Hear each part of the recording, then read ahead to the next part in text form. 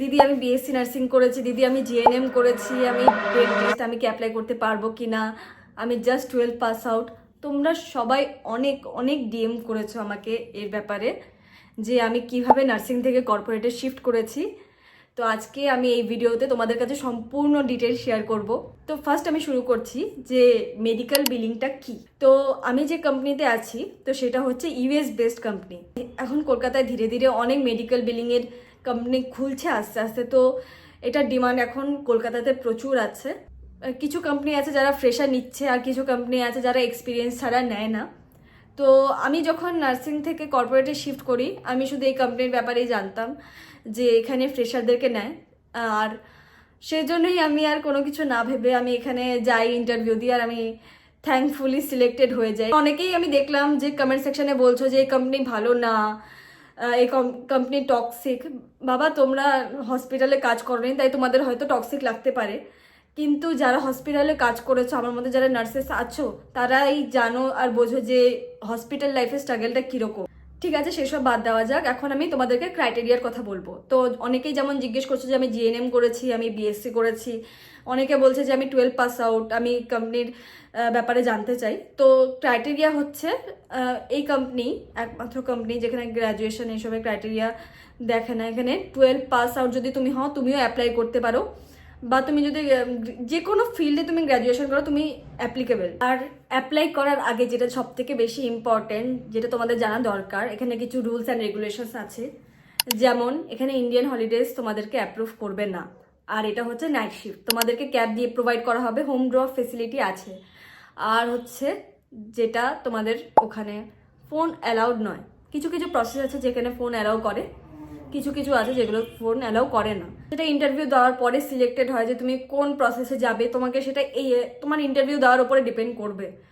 তোমার pre process training যখন হয় তখনই ওই প্রসেস ট্রেনিংয়ে তুমি কতটা বেশি অ্যাক্টিভ, তুমি কতটা বেশি রেসপন্ড করছো, সেই হিসেবেই তোমাকে সিলেক্টেড প্রসেসে দেওয়া হবে। তো নেক্সট কোয়েশ্চেন হচ্ছে যে আমি এখানে হসপিটালে কাজ করেছি, এত বছর কাজ করছি, সেই এক্সপিরিয়েন্স আমার কাউন্ট হবে কি হবে না। তো বলে রাখি, কোনো হসপিটালের এক্সপিরিয়েন্স কাউন্ট হয় না। যদি তুমি কর্পোরেটে থাকো, তো যদি তুমি অন্য কোনো কোম্পানিতে কাজ করে থাকো, সেই এক্সপিরিয়েন্সই কাউন্ট হয়। এছাড়া যখন তুমি ইন্টারভিউ দেবে, তুমি যদি সিলেক্টেড হয়ে যাও, তুমি এইচআরের সাথে পার্সোনালি কথা বলতে পারো যে আমার এরকম এক্সপিরিয়েন্স আছে। তখন সেটা তোমার উপর ডিপেন্ড করবে, তোমার অ্যাপ্রোচের উপর ডিপেন্ড করবে যে তোমার স্যালারি বাড়বে কি বাড়বে না। এর পরের কোয়েশ্চেন হচ্ছে ওখানে কি কি প্রসেস আছে। দেখো, অনেক প্রসেস আছে সাইন নলেজে। তো যেমন আমি আছি এয়ারে। যদি তুমি এয়ারে সিলেক্টেড হও, তুমি নিজেকে লাকি ফিল করবে, কারণ এয়ারের ডিমান্ড প্রচুর। কারণ যদি তুমি এয়ারের এক্সপিরিয়েন্স নিয়ে অন্য কোনো কোম্পানিতে যাও, তোমার স্যালারি হাইক প্রচুর হবে। এছাড়াও প্রচুর প্রচুর ডিপার্টমেন্ট আছে, আমি নিজেও সেগুলোর মধ্যে বেশি জানি না। কিছু কিছু আছে যেমন ডকুমেন্ট সেন্ড করা, পেশেন্টের ডিটেলস সেন্ড করা হয়। এছাড়া পেমেন্ট পোস্টিং ডিপার্টমেন্ট আছে, প্রচুর ডিপার্টমেন্ট আছে। সেটা তুমি কোম্পানিতে যাওয়ার পরে, ইন্টারভিউ দেওয়ার পরেই জানতে পারবে আস্তে আস্তে। নেক্সট কোয়েশ্চেন হচ্ছে যে এর জন্য কি কোনো আলাদা করে পড়াশোনা করার দরকার আছে। দেখো, আমি আমার নিজের কথা বলছি, আমার খুবই বেসিক কম্পিউটারের নলেজ ছিল। আমি জাস্ট ইন্টারভিউয়ের টাইমে কি বলতে হবে সেই স্পিচটা রেডি করে গেছিলাম, আর একটু টাইপিং অনেক প্র্যাকটিস করে আমি আমার টাইপিং স্পিড বাড়ানোর চেষ্টা করেছি। তো এই দুটো জিনিসই আমি প্রিপেয়ার করে গেছিলাম, আমি কি বলবো সামনে গিয়ে এইচআরের, যে আমি কেন শিফট করতে চাই। আর হচ্ছে আমি আমার টাইপিং স্পিডটা বাড়ানোর চেষ্টা করেছি, কারণ ওখানে একটা টাইপিং টেস্ট হয় যে 1 মিনিটের মধ্যে তুমি কতগুলো কারেক্ট ওয়ার্ড তুমি ওখানে লিখতে পারবে। তো এটাই হচ্ছে এখানে ক্রাইটেরিয়া। তোমার কোনো পড়াশোনা করার কোনো দরকার নেই, চিলভাবে যাও আর নিজের সিভিটা নিজের সাথে নিয়ে যাও, ব্যাস, আর কিছু করতে হবে না। পরে আসি স্যালারি স্ট্রাকচারের ব্যাপারে। তুমি যদি ফ্রেশার হও, তোমার স্যালারি হবে 14,800 ইন হ্যান্ড। আর থাকলো ক্যাবের ফেসিলিটি।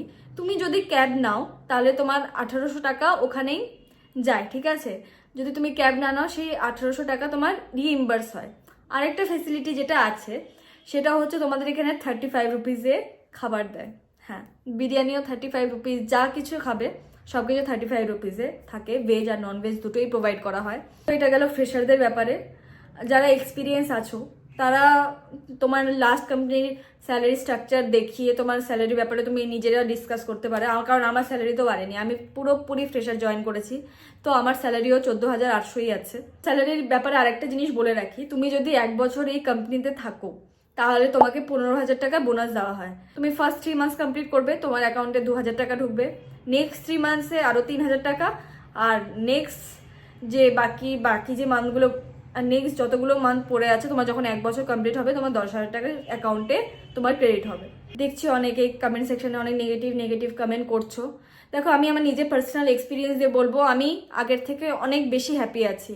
আমি যখন হসপিটালে কাজ করতাম, মানে লাইফটা কীরকম একটা হয়ে গেছিলো যে আমি বুঝতেই পারতাম না কোথায় সকাল হচ্ছে, কোথায় সন্ধ্যা হচ্ছে, কখন রাত হয়ে যাচ্ছে, কারণ রোজ ডিউটি থাকে, তোমাকে পার্টিকুলার কোনো তুমি ছুটি পাও না।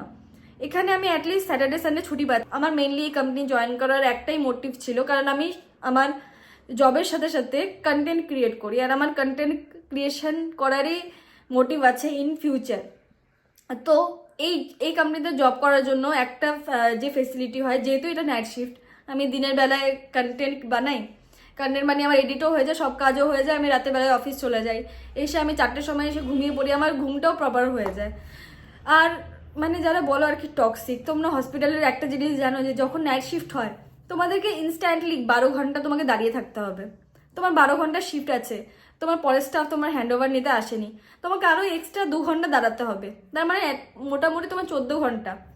তো এটা একটা মানুষের পক্ষে এত কাজ করা সম্ভব না। এমন আমি ছিলাম যেমন সিসিইউতে, আর সিসিইউতে এমন প্রেশার ছিল, আর হসপিটালেও প্রচুর পলিটিক্স চলে, ঠিক আছে, যে যারা পুরনো স্টাফ আছে তাদেরকে ভালো ভালো পেশেন্ট দেয়, আর যারা আমরা নতুন ট্রেনি আছি, যারা আমরা নতুন জয়েন করেছি, তাদেরকে সব থেকে যত খারাপ পেশেন্ট হতে পারে সব সেই খারাপ পেশেন্টগুলো দেবে।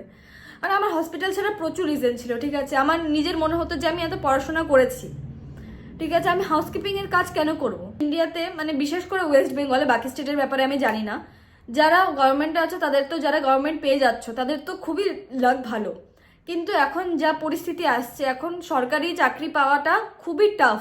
যারা প্রাইভেটে আছে তাদের লাইফ তো আর বললামই না, খুবই বেশি প্যাথেটিক হয়ে আছে, আমি নিজে বুঝতে পারি, কারণ আমার লাইফটাও একটা টাইমে এরকম ছিল, আমি বাধ্য হয়েই ছেড়েছি আর কি।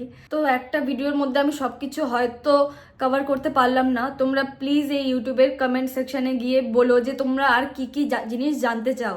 তোমরা প্লিজ কমেন্ট সেকশনে গিয়ে কমেন্ট করো, ইনস্টাগ্রামে পার্সোনালি মেসেজ করো না, কারণ আশা করি তোমরা বুঝতে পারবে এত লোকজনের কোয়ারিজ আছে, আর সবাইকে পার্সোনালি বলাটা আমার পক্ষেও পসিবল নয়, কারণ প্রচুর লোকে মেসেজ করছো তোমরা। তো প্লিজ তোমরা ইউটিউবের কমেন্ট বক্সে গিয়ে যা কোয়ারিজ আর কি জানতে চাও তোমরা সব কিছু বলো, আমি আরও ভিডিও আনবো, যদি কোনো তোমরা ডিটেলস জানতে চাও আরও ভিডিও আমি ইন ফিউচার আনবো। তো এটাই ছিল আজকে আমার যা বলার ছিল। তো প্লিজ যদি তোমরা চাও, তোমরা প্লিজ আমার ভিডিওটা একটু লাইক করে দিও, আর যদি ভালো লেগে থাকে, যদি তোমাদের কোনো হেল্প করে থাকতে পারি ইন এনি ওয়ে, তো প্লিজ আমার চ্যানেলটাকে সাবস্ক্রাইব করে দিও, আমার আরও মোটিভেশন আসবে তোমাদের জন্য আরও ভিডিও বানানোর। তো আজকের ভিডিও এটুকুই, টাটা।